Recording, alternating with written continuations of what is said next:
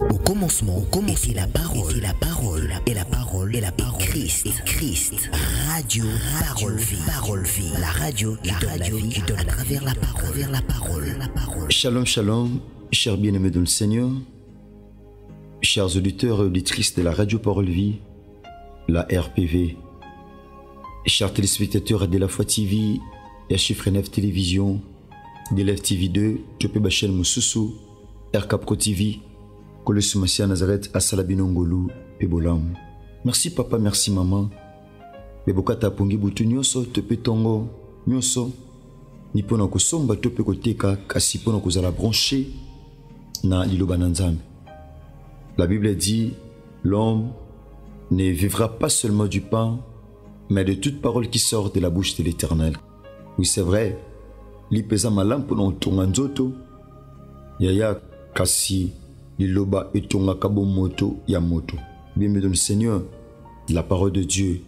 Jérémie a dit: je recueillis tes paroles et je les ai dévorées, et tes paroles ont fait la joie et l'allégresse de mon cœur.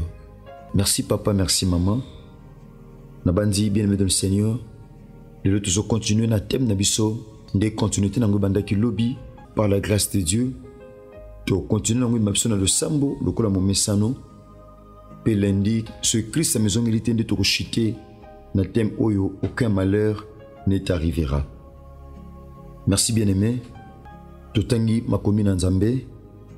Tozana livre Jonas, texte na biso de base et 20 na livre Actes des Apôtres chapitre 28. Mais du solo au bien-aimé dans le Seigneur, n'anga ki peto lobelango par la grâce de Dieu. Na livre ya Jonas chapitre 1er, tobaina premier verset, la Bible dit ceci: la parole de l'Éternel fut adressée à Jonas, fils d'Amitai, en ces mots: lève-toi, va à Ninive, la grande ville, et crie contre elle, car sa méchanceté est montée jusqu'à moi. Et Jonas s'éleva pour s'enfuir à Tarsis, loin de la face de l'Éternel. Il descendit à Jaffo et trouva un navire qui allait à Tarsis. Il paya le prix du transport et s'embarqua pour aller avec le passager à Tarsis, loin de la face de l'Éternel. Mais l'Éternel fit souffler sur la mer un vent impétueux. Il s'éleva sur la mer une grande tempête. Le navire menaçait de faire un naufrage. Les mariniers eurent peur. Ils imploraient chacun leur Dieu. Ils jetèrent dans la mer les objets qui étaient sur les navires afin de les rendre plus légers. Jonas descendit au fond du navire, se coucha et s'endormit profondément. Le pilote s'approcha de lui et lui dit: pourquoi dors-tu? Lève-toi, invoque ton Dieu. Peut-être voudra-t-il penser à nous et nous ne périrons pas. La parole du Seigneur. Seigneur, te péché merci Kolo pour la lecture de Salé Lubanayo. Saint-Esprit et se pelisa Nzambe toujours compréhension exacte na Lubanayo tata afin que tu transmettre pensée na yo na pepe no na butu te pe na tonga lelo na kombono Yesu Masia Nazareth ndeto bondeli petolobi. Amen. Ce vrai bien-aimé, le grand thème au Tozanango, ezali aucun malheur ne t'arrivera. Bien-aimé, le solo Totangi, ezali solo, il y a un prophète, Jonas, un prophète de Dieu, ou Nzamba pesaki mission. Bien-aimé, Tobete Moussa Nzambe azaka une bénédiction pour le peuple de Dieu. Lorsqu'il respecte les principes ou la mission, la vision que Dieu lui a donnée. C'est ça. Lorsqu'il respecte l'itinéraire, la destination. C'est alors que l'homme de Dieu a osé attendre une bénédiction pour le peuple de Dieu. Cet homme de Dieu, bien-aimé, Nzamba pessie mission. Nzamba ebisie. Jonas, Telema Kende na Ninive. Bien-aimé, chacun de nous a une mission où Nzamba pesaye. Mon frère, ma soeur, Wana Mukilo te na pamba. Tu as une mission que Dieu t'a donnée. Ozana mission où Nzamba pesio. Osoko kokisi angote eza échec na vie. Nzamba tobeli ba échoué. Pourquoi? Parce qu'ils n'ont pas pu. Bakiko sala te où Nzamba bengela bango basala. Ils n'ont pas pu réaliser ce à quoi Dieu les a appelés. Bien-aimé dans le Seigneur, Izama kambo Nzamba bengela moko na moko kati na biso.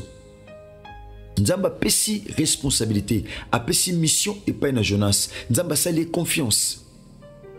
Abikende et pas na ba Ninivite. Yebisa bango mabe na bango e mati et pas nanga. Ba se repentir, sinon non détruire. Parce que na Nzambe o avant na détruire na vertisaka. Kende ko kebisa bango, kende ko yebisa bango. Qui mabe na bango mati pas nanga. Jonas, lui qui avait reçu la mission de la part de Dieu, Nesika qui est na Ninive, Yaya a changé de destination à Tarsis. Beaucoup d'enfants de Dieu aujourd'hui, même les hommes de Dieu, qui changent de destination, ou bazo changer ba itinéraire. Nzambe bise qui est na gauche, à qui na droite. Nzambe bise kende boy, yé à keboy. Alingi a frayé pour lui un autre chemin. Bien-aimé de le Seigneur. Jonas, en principe, il devrait être, bien-aimé, une bénédiction pour le peuple ninivite. Mais le col là-bas, tout ça qui te voit en Zambie, le col là, Jonas a tout ça qui te. La Bible dit, Azuma Soua pour Ake na Tarsis, a fouti mbongo, Ake na Tarsis. Bien-aimé, le col là, Ndimama ki na Massoua. La Bible dit, ba commerçant, bazaki na kata Massoua, bazaki na mo mesano, basombi marchandise, baki koteka. Parce que commerçant, azam tu asomba ka marchandise na ye, ake koteka, aoluka bénéfice pour permettre pe abika nango. Bongo Jonas, ou akimaki mission Nzambe, asepeli amata Massoua moko na ba commerçant. Bien aimé, bato basomba ki ba marchandise na bango il a fallu bake nango na Tarsis pour bateka. Jonas a fouti mbongo a mati. Bien aimé, awa navire, tope Massoua, ça symbolise la famille. Et ça symbolise famille. Bien aimé, et ça va tumsu na vie batambula mabete. Et ça va tumsu na vie yaya. Batambula pe na vie ya masumute. Mo réaliser suite à bato bakota na vie na bango. Suite à bato bakota na alliance. Nde ba complication et comme la bango. Mon frère, au réaliser tamsu na vino au tambula mabete. Mais batumo otamso kota na alliance na yo. Batumo otamso kota bango na parcours na yo. Bango de tamsu baza porte o satana utiliza pour na bakota ba détruire vie na yo. Yaya, zala prudent na vie. Zala prudente na vie. Yaya, sont prudents comme les serpents, mais doux comme la colombe. Bien-aimé, bateau basala masumute. Mais du fait que ba yamba Jonas na Massoua, la Bible dit Nzambe a frappé fin Yamakasi. Pourquoi? Parce que zaki na présence à Jonas. Il y avait un Jonas au côté qui na kata Massoua. Au destination na ezalaki Ninive. Atiki Ninive a changé de destination à Kena Tarsis. Bien-aimé de le Seigneur, Moussa Nzambe, son Nzambe biso Kena Ninive, so Kena Tarsis, yaya, okoma une malédiction pour le peuple de Dieu. Yaya, ba te belé vie au beba, pourquoi? Parce que ka yo obo auto sa mission au Nzamba pesio. Bien-aimé, ba tout ba sekina ba calcul au ba sala ki de kola ba commerçant. Mais du fait que y a Jonas à côté qui m'a sou à mon bango. La Bible dit bien-aimé de le Seigneur, donc Jonas a mati. Nzambe a soufflé mon pépé. Mon pépé a dit qu'on frappait Massoua. Ils ont frappé Massoua, ils ont frappé contre les commerçants. Mais contre Jonas, Oazaki Nakati, Dieu voulait frapper. Dieu voulait punir Jonas. Mais le coup de Jonas, Zaki Nakati Massoua. Batunos Mazaki Massoua. Babika qui passe sur la haut, c'est que Jonas abik. Mon frère, Yibakana no côté na parcours à vie. Yibana no côté na alliance. Yavi nao. Bien-aimé, la Bible dit, mon pépé Yamakashi, un vent violent, bandit qu'on frappé. Pendant qu'ils ont frappé, les commerçants vont comprendre, babi mbongo mutumta salango. Tokipe ko kufa, totiki mbongo, totiki marchandise, toyokan. Tam susu, mpepo zobeta makasi, tam su toke na ko jinda, parce que marchandise est belé. Il c'est vrai. To côté la marchandise peut belé 20 à boto mon angoté. Ba épreuve ba to coûter en angoté. Mais tous a option, tous a likanis, tous a marchandise to bois kana mai. Pour que Massoua est comme léger pour na biso. Bazui solution na bango na kibomoto. Bien aimé, koluka solution libanda ya volonté nzambe. Yaya. Eza pasi. Koluka solution libanda ya nzambe. Yaya, c'est un échec. Nzambe te ba kuta un échec na vie na bango. Pourquoi? Parce que baluka solution na makasi na bango kibomoto. Mon frère, ma soeur, bato baluki solution na ndenge na bango. Babito zo marchandise to bois kanase. Malheur côté la bato na masuwa. Malheur côté la bango pourquoi? Parce que ba marchandise o ba sombaki bandi ko bois kango na mai. Perte côté na commerce bato. Eza bato bele pendant que no loba. Mabe komela bango. Malheur côté la bango. Ya perte bato ezaki na marchandise. Mais tom sous perte vie na yo. O bois kama na mai. Tom sous eza marchandise te. Mais tom sous ya santé. Tom sous ya diplôme. Tom sous ya sengo. Tom sous ya libala. Tom sous sanctification et bois kama na mai. Tom sous crainte nzambe na vie bois kama na mai. Oje bate comment les retrouver? Mon frère, ma soeur, oje bate nyoso bois kama na mai. Oluka solution mon moto pour que ma soua est comme un peu léger. Yaya, quoi que batu basanga baluka solution. Mais la Bible dit tombe oje blo bois bois kana mai. Mai zo comme tant nyoso dangereux contre bango. Mon frère, ma soeur, c'était pas facile. Ezaki pas cité. Jonas pendant ko bika ba conséquences au nyon sauté. La Bible dit akende ko bata manesika makasi. Akende ko bata manase. Ake ko bombama. Pendant que mutu nyon soit telemi. Azoluka nzambe. Bien aimé, to komi na temps oyo. Ton masu ezo frappé. Ton fameux zo ningana. Ton misal ezo ningana. Mon frère, il est temps pour nous de nous lever. Eza temps pour na biso to telema. Pour to bele la nzambe na biso. Yesu Masia Nazareth. La Bible dit moko na moko bande ko bele la nzambe na ye. Na tango wana batu bazaki batu binzambi nzambe. Batu moko na moko bande ko bele la nzambe na ye. Tango subi ba Nouveau Testament tango wana pe bimaki. Batu bakomo bele la nzambe. Pour nzamba sauver bon ba mona ki liwa.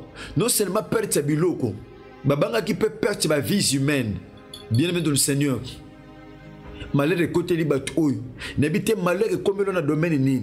Bateau malheur comme les d'une manière physique. Mon frère, ma soeur, n'habite malheur. Yaya et comme dans le domaine ni. Malheur de côté li bateau. Basu biloko babwa ki na mai. Bien que babwa ki biloko na mai mais zo simbate. Ezo simbate. La Bible dit mai ezo koma tango nyonso makasi. Mon peuple zo koma makasi. Masue komo kena kojinda. Bienvenue dans le Seigneur. Tomba jubilo ko babwa ki na mai. Bien-aimé. Nzoka mutu azo sala o mabe o nyonso. Ala na epongi. Bien au réaliser tom sou na vino batu balukilo mabe balala. Tom sou batu baluka humiliation no balala. Oye bakuteke za bango. Ba se camoufler quelque part. Ba batema quelque part. Mais la Bible dit devant Dieu, tout est à nu et à découvert. Nul n'est caché devant le Seigneur. Tout est révélé devant Dieu. Et ça ne loko mon côté ko échapper na contrôle yanzambe. Rien ne peut échapper au contrôle de Dieu. Dieu est au contrôle. Nzamba au contrôler ma kamunyos. Amona même fourmi ya mundu na se ya libanga mundu même ne sika mulili. Et un détail mon côté ko échapper na contrôle yanzambe. Yesu Masia Nazareth bien-aimé dans le Seigneur. Amona anyos. Amona même fourmi ya mundu ne sika ya mulili. Bien-aimé, pendant que banduku bazui biloko babwaki na mai, Jonas, la Bible dit abatami na kwa moko songolo. Tant pilote habité na tamu samasoua, mais cette fois-ci na mono komilika mususu. Pilote a telemi. La Bible dit ake okuta Jonas na kwa abatama. Bien-aimé, tant sou mutalukila yo malheur abatama quelque part. Moye bakiza ezate. Tant sou mutalukila yo pasi yaya abatama quelque part. Tom soit batama lokola Jonas. Mais il y a un Dieu. Oh, découvrez pas batama. Tika bolingongolo pe bolam ya Christ. Bien-aimé dans le Seigneur, il m'a kobi la bine pa bozwami. Je l'ai toujours dit, je suis le prédicateur de la bonne nouvelle. Natia kabasi pe mibala kondima. Merci de konanga mo sipe mobali ndeko comme pasteur top évangéliste. Natina kopanza sango malamu ya kolo Yesu Masia Nazareth na nzela radio parole vie. Ce Christ a maison militaire na bandi tokutani bongo lobby. Na programme na biso ya losambo ya samedi na radio parole vie non du mete kola ozanga te ko sala biso ngolu pe bolom. Merci papa, merci maman. Tika bolingo ngolu pe bolom ya Christ bilabino. Mon nom se contact ezali plus 243 89 58 45 235. Merci na ndeko Nata Kifuta Ndeko Chris Kundenga Enoch, Ndeko Jexape Mamamona, ainsi que toute la grande famille à Radio Parole Vie. Ce Christ à maison milité Tokutani Bongo Lobina numéro 6, sinon, que Dieu bénisse. Merci. Au commencement, était la parole, et la parole, Christ, Radio Parole Vie, la radio qui donne la vie à travers la parole,